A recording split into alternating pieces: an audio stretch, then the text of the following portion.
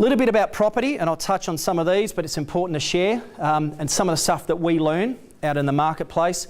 I keep putting up the Melbourne apartment market one as an example, and the reason for it is do your homework when it comes to apartments, particularly in the Melbourne CBD. There is we talked about supply and demand before. We got a report last year from Charter Keck Cramer, and I think there's a summary again in the folder you can have a read of. What it basically spelt out is Melbourne CBD for apartments. Now that does not include Docklands, does not include, so it's very much the CBD. We have back then, about 9,500 vacant apartments. That's a huge number. But more daunting than that is they then mapped it out to 2015 and 2020, looked at migration growth and, et cetera, and more coming onto the market, and we don't catch up. We've still got a massive gap.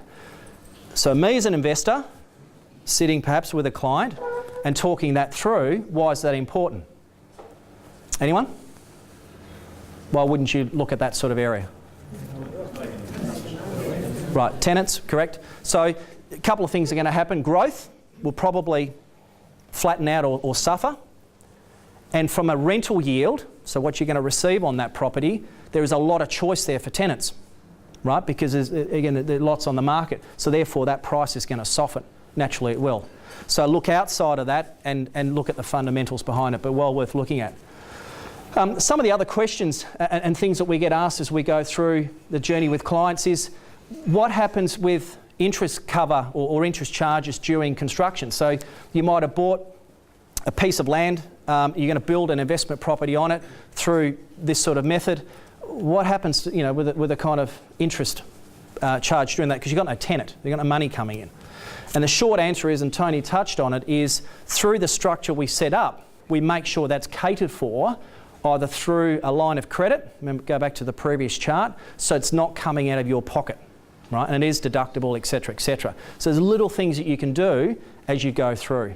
Of course, look at things like what if something does go wrong? So insurances are important, but from again, that buffering and that sort of affordability side, we do a lot of that work for you.